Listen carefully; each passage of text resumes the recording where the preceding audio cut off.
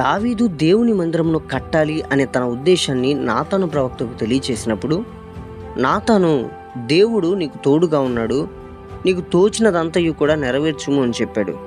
అయితే దేవుడు దావీదు యొక్క సంతానం దేవుని మందిరమును కట్టడం తన చిత్తమని తెలియజేసినప్పుడు నాతాను ప్రవక్త ఆ విషయాన్ని దావీదుకు తెలియచేశాడు. అప్పుడు దావీదు దేవుని సన్నిధిలోనికి వెళ్ళి ప్రార్థించాడు. దావీదు చేసిన ప్రార్థన ద్వారా మనం ప్రాముఖ్యంగా 2 అంశాలు నేర్చుకోవచ్చు.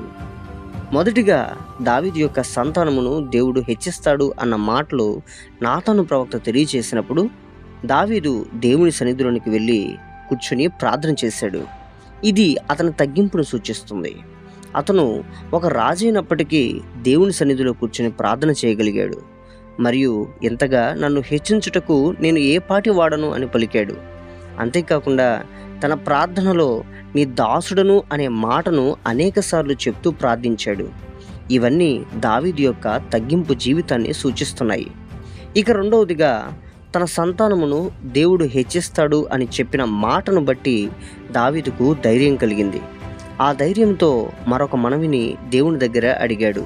అదేంటంటే, తన కుటుంబం నిత్యం దేవుని సన్నిధిలో ఉండాలని.